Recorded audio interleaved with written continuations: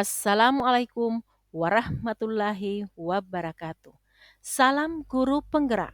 Pada kesempatan ini, saya Olis Ineu, calon guru penggerak Angkatan 8, Provinsi Gorontalo, Kabupaten Bone Bolango, Unit Kerja SMP Negeri 1 Suwa Timur, dengan fasilitator Banun Rohmaningsi MPD dan pengajar praktik Yusliawati Tambung MPD akan memaparkan tugas 1.1 A8 koneksi antar materi, kesimpulan dan refleksi Ki Hajar Dewantara pada modul 1.1. Nah, pada kesempatan kali ini, saya akan merefleksi diri saya melalui 3 pertanyaan. Yang pertama, apa yang saya percaya tentang murid dan pembelajaran di kelas sebelum saya mempelajari modul 1.1. Yang kedua, apa yang berubah dari pemikiran atau perilaku saya setelah mempelajari modul 1.1. Yang ketiga, apa yang bisa segera saya terapkan lebih baik agar kelas saya mencerminkan pemikiran Ki Hajar Dewantara. Saya percaya tentang murid dan pembelajaran di kelas sebelum saya mempelajari modul 1.1 bahwa yang pertama, guru menganggap anak hanya selembar kertas kosong. Artinya, guru bisa menggambar kertas kosong tersebut sesuai dengan keinginannya. Yang kedua, proses pembelajaran berpusat pada guru. Dalam pembelajaran, saya banyak berceramah dan siswa duduk diam dan mendengarkan. Yang ketiga, pembelajaran lebih berfokus pada aspek kognitif. Saya lupa bahwa pendidikan bukan hanya mentransfer ilmu saja, sejatinya ada aspek lain yang harus diperhatikan. Yang keempat, guru kurang memahami karakter siswa.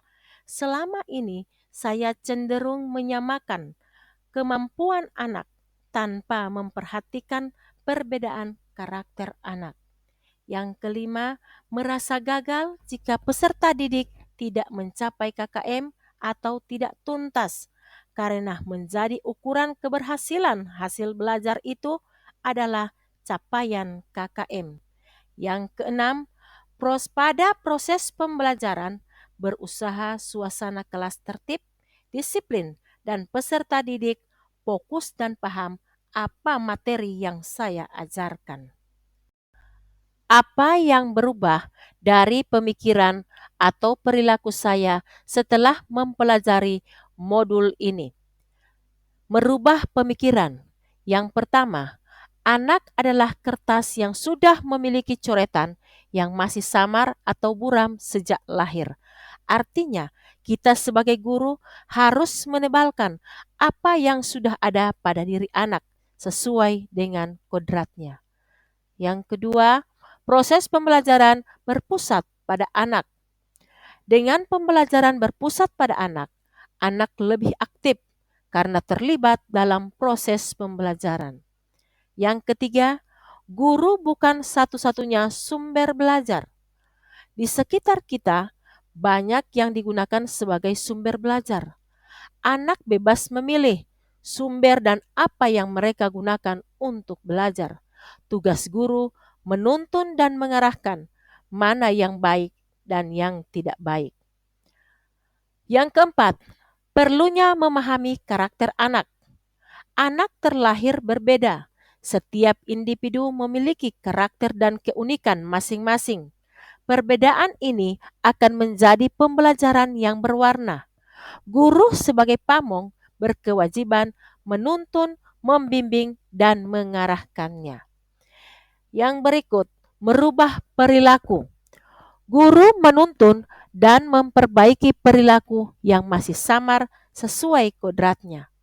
Menuntun dalam mengembangkan potensi, minat, dan bakat disesuaikan dengan kodrat alam dan kodrat zaman.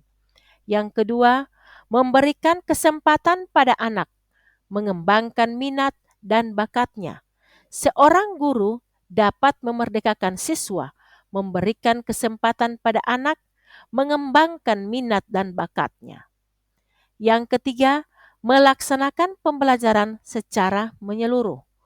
Melaksanakan proses pembelajaran secara menyeluruh sesuai dengan ranah kognitif, afektif, dan psikomotor. Yang keempat, menciptakan pembelajaran secara menarik. Pembelajaran yang kita terapkan dapat menarik perhatian siswa dengan berbagai metode yang diterapkan sehingga saat pembelajaran berlangsung, siswa tidak merasa bosan dan terkesan menyenangkan. Apa yang dapat segera saya terapkan lebih baik agar kelas saya mencerminkan pemikiran Ki Hajar Dewantara?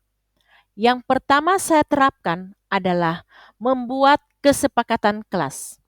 Membuat kesepakatan kelas bersama siswa sebagai bentuk komitmen dalam menerapkan Merdeka Belajar sesuai dengan profil pelajar Pancasila. Yang kedua, menerapkan pembelajaran yang berpusat pada anak, yaitu dengan melibatkan anak agar turut aktif dalam proses pembelajaran sehingga terjalin kolaborasi dan tercipta suasana yang menyenangkan. Yang ketiga, menerapkan sistem pendidikan menuntun, bukan menuntut. Menjadi pendidik tidak saja mengajarkan ilmu pengetahuan, namun juga menjadi sosok yang tulus dan penuh kasih sayang dalam menuntun, memberi contoh, menjadi contoh, mendampingi, memfasilitasi, dan juga memberikan masukan pada proses pembelajaran. Yang keempat, menerapkan pembelajaran yang mengutamakan aspek budi pekerti.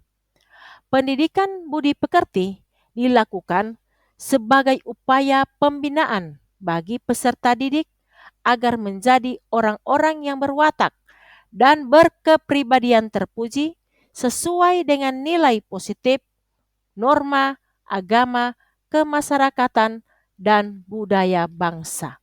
Yang kelima, menerapkan pembelajaran yang berbasis kearifan lokal dan budaya setempat. Hal ini penting sekali sekarang ini karena dengan kemajuan pengetahuan teknologi, banyak anak-anak yang sudah hilang nilai budayanya. Nah, di sini kita bisa memberikan penerapan materi dalam kehidupan sehari-hari dalam menerapkan kearifan lokal kita. Contohnya, saya yang berada di daerah Gorontalo menerapkan budaya-budaya seperti Huyula, Molo Opu, Dikili, dan lain-lain.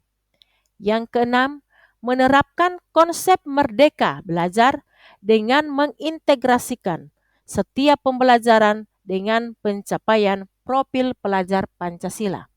Dalam hal ini, saya mencoba merancang proses pembelajaran saya agar mencerminkan proses merdeka belajar. Jadi anak-anak merasa merdeka dan tidak ada paksaan atau tidak ada aturan baku dari guru sehingga anak tidak tertekan, bebas mengeluarkan ide dan pendapatnya.